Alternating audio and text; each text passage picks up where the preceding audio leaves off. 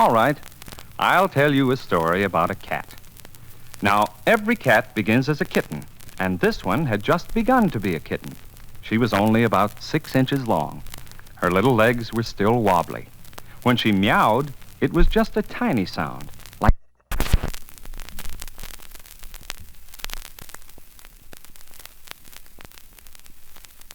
Did you say, tell me a story?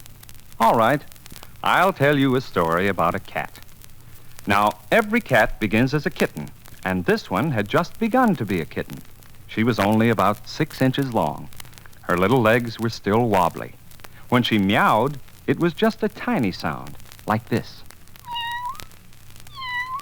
Well, one morning the kitten was taking a walk and enjoying it. She did wonder, though, why the ground was no longer warm and grassy, and this is why.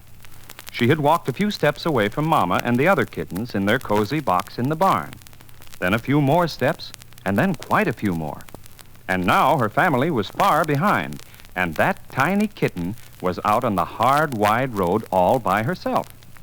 Well, that same morning, Mr. Tom Cookie was in his car, driving his family home from the country. Beside him sat his wife, Bernice. Their daughter, Madeline, was sitting in back with Susie, the cook. Mr. Cookie was driving about 60 miles an hour.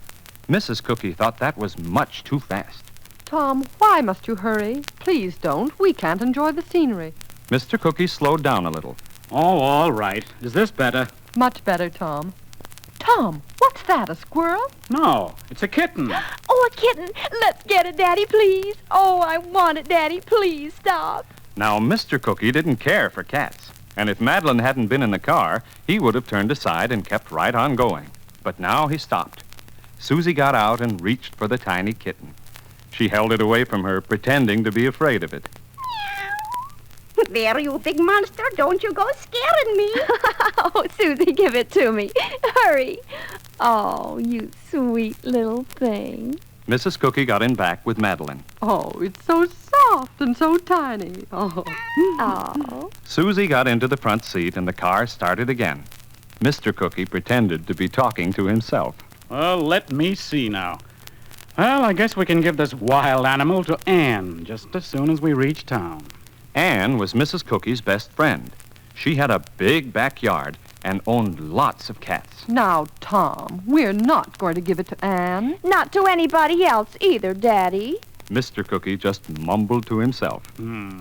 Funny thing how those two always seem to get their own way. Well, at last the car stopped, and they were home. Madeline raced ahead with her precious kitten. She placed it on a rug, picked it up, put it down, walked around it, and let it walk around her. It wasn't a fancy kind of kitten, just white with black and yellow spots. But Madeline thought she had never seen such an adorable face. She took one of the paws in her hand and stroked it tenderly. Suddenly, she squealed with surprise. Mother, Daddy, Susie, come quick. Look at this. Our kitten has 6 toes on one front paw and 7 on the other. Let's see. Yes, you're right. Look, Susie. Why, I never heard tell of such a thing. Just that many more claws to dig in the furniture. Oh, Daddy, I'll make her be careful. Really, I will. Well, after a while, Madeline was alone with her kitten. She knew it must be hungry, so she ran to the kitchen for a saucer of milk. She smiled as the little pink tongue lapped it up. Mrs. Cookie came into the room carrying a pretty sewing basket. Look what I found, Madeline. Just the thing for the kitten's bed. Oh, Mother, it's perfect. In you go, kitty. Look, she's all tired out. She'll be asleep in a minute. We have to find a name, Mother. One that wouldn't fit any other kitten. Well, how about Toto? Because of the extra toes. I know what. I'll telephone Anne. She's named lots of cats. But Mrs. Cookie came back from the telephone looking disappointed. She wasn't much help, Madeline. She just uses numbers. One's called 36 because he's her 36th cat. Imagine calling to your kitten, "Here, 36, come get your milk, 36. I don't like it, Mother. Neither do I. But I have to unpack. You'll have to figure it out for yourself. Oh, I'll just call her Kitty until I think of something. Well, the kitten finally did get a name. It was 6 months later. She'd grown quite a bit. The expression on her face was serious, as if she had important things on her mind. She walked in a very dignified way, and her 23 toes made her paws look like fat little white boots. And of course, she could speak. Now, maybe you think cats say meow and nothing but meow. Well, if that's what you think, you're wrong. And people who own cats know it. Anyway, Madeline and her mother could understand everything the cat said. For instance, Mrs. Cookie was trying to fix her hair a new way, and the cat told her how to do it, speaking slowly and kindly. Sometimes she would visit the kitchen and tell Susie how to cook a certain dish. Just a few helpful words, of course. Well, one day, a dreadful thing happened.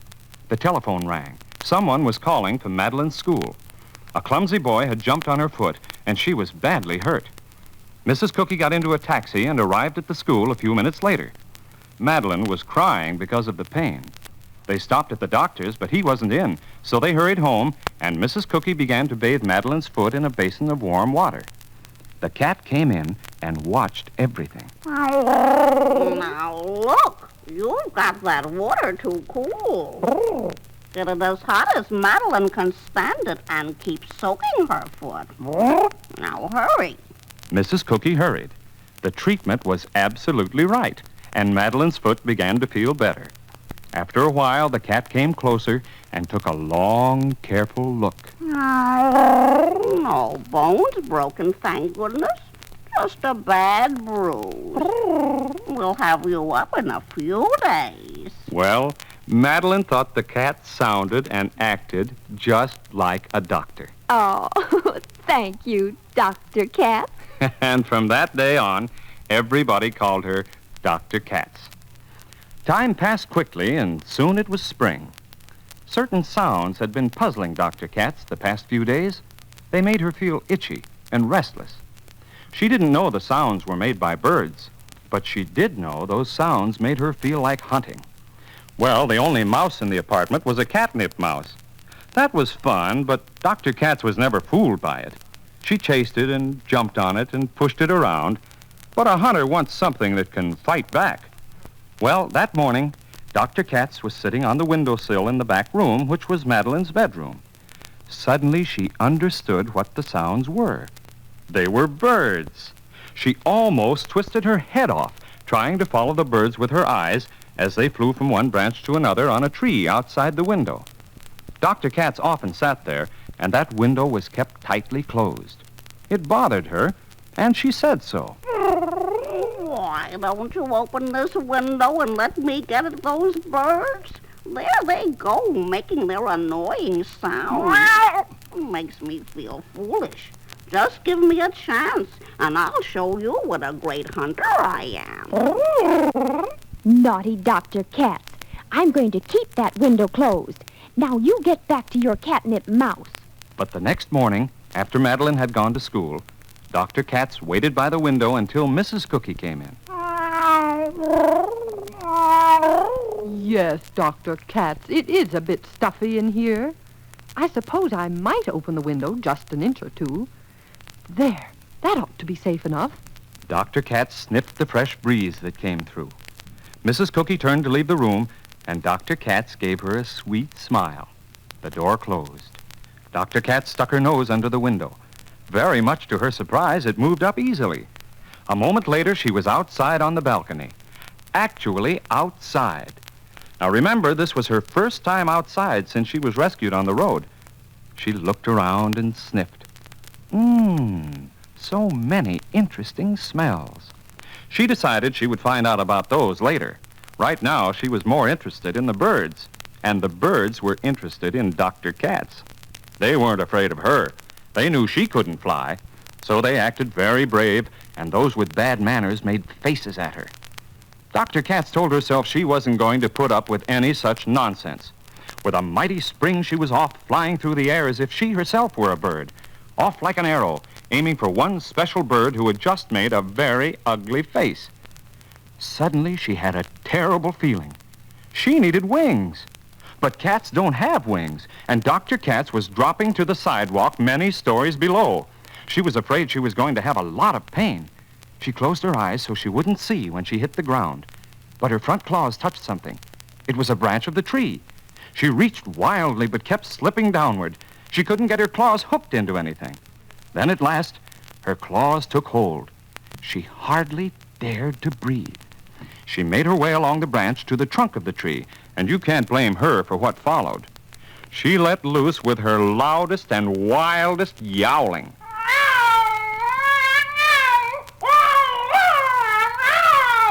Such noise hadn't been heard in that quiet neighborhood for years. Windows began to open. People began to throw old shoes at Dr. Katz. Mrs. Cookie hurried to the back of her apartment, never dreaming the noise was being made by Dr. Katz. She found the open window and understood. There was Dr. Katz halfway up the tree, howling as no cat ever howled before. She really had frightened the birds. They had flown away fast. But you know how it is with a cat. It can climb to the top of the tallest tree, but getting down is another matter. It has to have help to do that. Dr. Katz decided she would keep right on yelling until help came. Well, Mrs. Cookie was worried. It was almost time for Madeline to come home from school, and it would break her heart to see the awful fix Dr. Katz was in. Oh, dear, something has to be done. But what? I'll telephone the fire department. The fire chief answered, and Mrs. Cookie told him that Dr. Katz simply had to be rescued at once. Dr. Katz, did you say, ma'am? Oh, where is the fire? What floor is it on? Hey, can the doctor be kept away from the flames until the engines get there? No, you don't understand. Dr. Katz is a cat, a very nice cat with 23 toes. She's trapped in a tree, and she's complaining very loudly. Please, Chief, bring your ladders at once before Madeline gets home. Soon the hook and ladder company came racing down the street, with the siren making the kind of noise that gives you goose pimples. Then the firemen jumped off the truck, pulled down their longest ladder, put it up against the tree, and ran up as easily as if they were running on the sidewalk. But Dr. Katz didn't know they'd come to help. She thought they wanted to catch her and punish her. After all, she had been naughty. Fooling mother, opening the window in that sly way and going out on the balcony to frighten those innocent birds. So Dr. Katz took a quick look at the men and ran up higher. The firemen couldn't reach her. Their tallest ladders weren't tall enough. So they got back on the ground and talked about it for a while. Now Madeline had joined the crowd, and she was crying. Then one brave fireman had a good idea. Up the ladder he went, and when he got to the end, he started climbing up the branches. But he was no match for Dr. Katz. She climbed until there was nothing else to hold on to. There she was, swaying on the last tip of the last branch, and the fireman got hold of the branch and shook it. That did it. With a howl, Dr. Katz felt herself falling. Down she went, and fast, too. It was terrible. Then she landed. But what was this?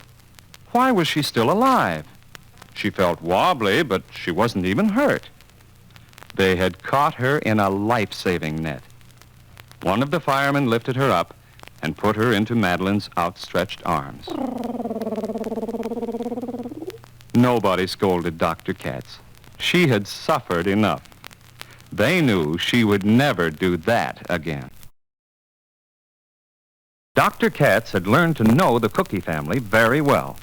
She noticed that whenever an argument was going on between Mrs. Cookie and Madeline, Mr. Cookie always got into a safe corner behind his newspaper. Well, this wasn't really an argument. They were just excited about something.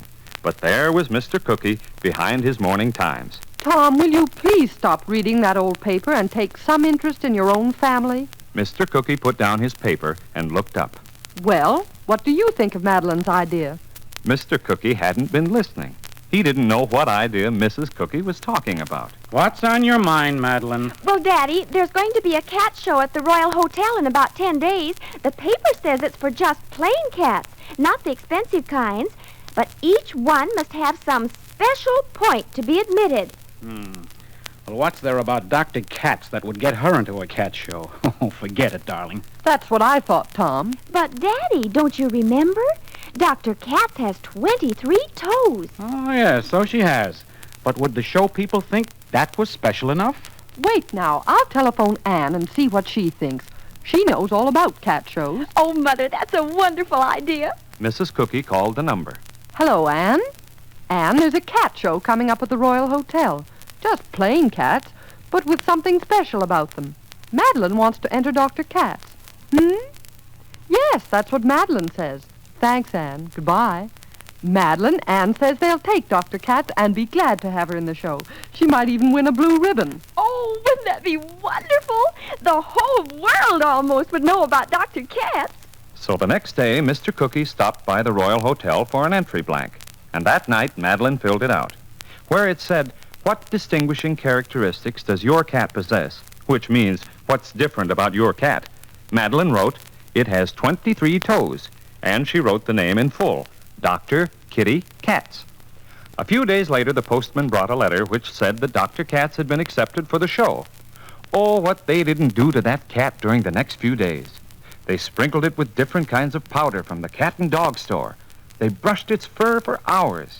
They bought a book called How to Prepare Your Cat for a Show. They gave her special food so that her fur would be shiny. Now, this was all very disturbing to Dr. Katz. She didn't quite understand about the show, but she did know something strange was going on. It broke in on the happy, comfortable way she usually spent her time, and she didn't like it. Well, Dr. Katz did something terrible. She disappeared. After a while, Mrs. Cookie began to miss her. Dr. Katz? Dr. Katz? Now, where can that cat be? She rattled Dr. Katz's dish, which usually brought her running, but still no sign of Dr. Katz. Mrs. Cookie searched every corner of the apartment. The windows are all down and the doors are all closed. I'll bet she's hiding. Mrs. Cookie kept on looking, but Dr. Katz couldn't be found. Now she was terribly upset. She telephoned Mr. Cookie, but he couldn't think of one place she hadn't already looked. She called the superintendent and all the men who worked in the apartment house. Well, they searched too, but when Madeline came home from school, Dr. Katz was still missing. Madeline called up the city hall, and the mayor himself came to the phone. Oh, I'm very sorry, my dear, but I can't help you. Call up the home for stray cats. Madeline did, and they promised to be on the lookout for Dr. Katz. Well, 2 days passed. During those 2 days, Madeline made no progress in school. She might just as well have stayed home. Then, the day before the cat show was to open, Mrs. Cookie was going down in the elevator, and Herman, the elevator man, had an idea. Oh, Mrs. Cookie, I'm so sorry you have lost your cat. You know, I heard Mrs. Terry say they'd like to get rid of theirs. They're in apartment 6B, you know. If you want a cat, they might give it to you, maybe. Well, it might take Madeline's mind off Dr. Katz. So she stopped off at apartment 6B and rang the bell. Mrs. Terry was a plump, smiling woman who liked to talk a lot. She had never met Mrs. Cookie, so she tried to make up for it by being friendly. Oh, yes, indeed, Mrs. Cookie. We want to give away a cat. Nice cat, too. Real smart. But we don't want her. You want her? Yes, I'd be glad to have her. Mrs. Terry left for a moment and came back holding a cat. She put it into Mrs. Cookie's arms. Mrs. Cookie took one look and couldn't believe her eyes. It was Dr. Katz, and she looked very guilty. Mrs. Cookie thanked her neighbor and didn't ask her to explain. She hurried to her own apartment and waited for Dr. Katz to do that. Dr. Katz pretended to be sorry. I just hated the idea of going into that cat show. I didn't want a lot of strangers looking at me and pawing over me. I thought if I went away until after the show, you'd understand and forgive me. So I waited in the kitchen until the grocery boy came and I slipped out. I walked down the back stairway until I saw an open door. I went in. It turned out to be the Terry's apartment. They're nice people, but the truth is I'm glad to be back. How's Madeline? I suppose she didn't mind missing the cat show. Now look, don't get any more ideas. The cat show is not over, and you're going to be in it, so you might just as well make up your mind. Do you promise? Yes, I promise. When Madeline saw Dr. Katz, she cried for joy. She hugged her as if she'd never let her go. Oh, Dr. Dr. Katz, don't ever leave me again. I've missed you so terribly. But the show's tomorrow. We have lots to do. She brushed and brushed Dr. Katz until late that night, and they fell fast asleep together. And next morning, which was Saturday, Mr. Cookie, Mrs. Cookie, and Madeline went down to the Royal Hotel carrying Dr. Katz in a hat box. The people in charge of the show put Dr. Katz in a nice-looking cage, and soon the crowds came. They walked from one cage to another and stopped for a long time in front of Dr. Katz. The children couldn't get over the 23 toes. And Dr. Katz was given a blue ribbon for being a very unusual cat. That was a proud and happy moment for Madeline. Mrs. Cookie was happy, too, and even Mr. Cookie looked pleased. As for Dr. Katz, she began to purr very loudly, and then she smiled. That wasn't bad at all. In fact, it was very, very nice. And so Dr. Katz went back to her comfortable way of living, and before long, summer had come. Dr. Katz liked warm weather best of all. She was curled up on a cushion in the living room with a dreamy look on her face. From time to time, she washed herself lazily. She really didn't have to, because she couldn't have been any cleaner if you had sent her to the laundry. Mrs. Cookie came into the room humming a tune. Then Madeline came skipping in. Well, Madeline, it won't be long now. We should be moving up to the place in a few days. I know, Mother. I can hardly wait. The place is so pretty in early summer. Now, this would be a good time to tell you about the place. It was the Cookies' country house, and it didn't have any other name. Now, some people buy a summer house, and 10 minutes later they decide to call it Seven Pines or Twin Oaks or something like that. Well, for 3 years, the Cookies had considered a few names, but hadn't liked any of them quite enough. In the meantime, they got into the habit of calling it the place. They even thought there was something sweet about such a name. The place stretched out for hundreds of acres. Lots of it was covered with thick woods. Now, Dr. Katz couldn't really remember the country, but they kept repeating words like outdoors, outside, and trees. Those words she understood, and they were exciting words. Well, that evening, Mr. Cookie came home from a place he called the office. And after dinner, the family went into the living room and did a lot of talking. Dr. Katz listened hard. She'd waited all day long to hear more about their plans for the summer because, of course, she would go, too. Well, Mr. Cookie could tell that Dr. Katz was excited. He winked at Mrs. Cookie and Madeline and pretended to be talking to himself. Well, I think it might be better if we stayed in town this summer. Dr. Katz almost stopped breathing. Mrs. Cookie was always ready for a little joke, too. Say, I wonder whether that mightn't be fun. I've never spent a summer in the city. Dr. Katz was so disappointed she could have cried. But Madeline noticed Dr. Katz's face. She just couldn't stand it. She ran over to her, picked her up, and hugged her. Don't you believe one word of it, Dr. Katz. Of course we're going up to the place, and that means you, too. Dr. Katz looked as if she could kiss Madeline. She settled back on her cushion and purred happily all evening. Well, in a few days, the excitement began. Pack this, pack that. Don't forget this. Be sure to take that. Did you ship the trunks, Tom? Have you got your books, Madeline? Tom, carry the suitcases. Susie, bring the cookbook. You never heard such goings-on. Madeline was first in the car with her precious cat. There were a few cheery goodbyes to the elevator man. Goodbye, Herman. Goodbye, folks. Have a nice summer. And the car moved off. They headed straight for the place. And before very long, they were there. Trunks were being unpacked, clothes were put away in closets, and Madeline was having a heart-to-heart talk with Dr. Katz. Now remember, you're not to stray too far from the house. Be sure and return every evening before dark. Don't get into any arguments with bulldogs, and don't fall into the lake. The last few words Dr. Katz didn't quite hear. She was off to do a little exploring. For the first 2 or 3 days, life went on smoothly at the place. Mr. Cookie went to his office every morning on an early train and returned in time for a swim. Madeline was taking tennis lessons from her mother, and Dr. Katz had plenty of time to herself. She went for long walks in the woods and spent a lot of time at her favorite sport, which was hunting. Now, no one knows how many animals or birds she really caught, but she was saving up a lot of stories to tell her children someday. Her sense of smell had grown much keener. No matter where she happened to be, whenever the smell of cooking reached her nose, she would come running home straight as an arrow. Well, late one afternoon, Madeline was helping Susie in the kitchen. Madeline, will you gather a few flowers for the table, dear? Yes, Mother, right away. Madeline took along the garden shears and a big basket. She walked a little way and saw some lovely flowers. But just a little further ahead, there were prettier ones. And so it went. Before she knew it, she had walked far, far away. She was hot and tired and very sleepy. She sat down on a cool, mossy rock to rest for a while, and her eyes closed at once. Quite some time later, Madeline awoke with a start. She jumped up wildly. It was dark. She couldn't remember where she was. Of course she was frightened. Who wouldn't be? Now, I'm not going to cry. Unless I keep a clear head, I might be lost all night in the woods. But where's the road? And where's the house? Oh, dear, I can't see a single thing. And then she couldn't help it. She did cry. She was really lost.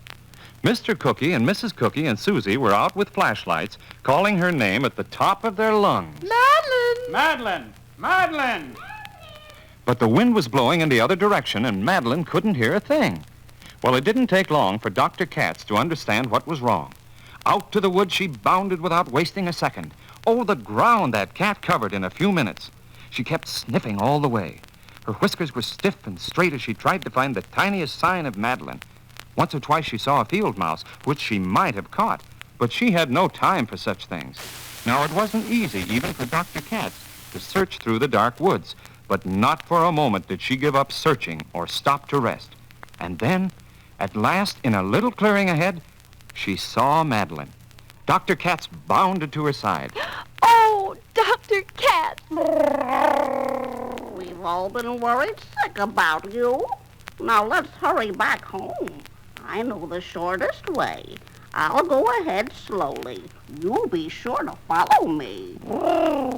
And in a fairly short time, Madeline was safely home again. They hugged Madeline and kissed her and called her all the pet names they could think of. Dr. Katz wondered if anybody was ever going to notice her. Then Mr. Cookie and Mrs. Cookie and Madeline, one after the other, said wonderful things about Dr. Katz. Well, I would like to say that I consider Dr. Katz a member of my family. Oh, yes, a very special member. Now listen, you know as well as I do, she's the most important member of all. And Dr. Katz, a remarkable cat, was the happiest cat in the world.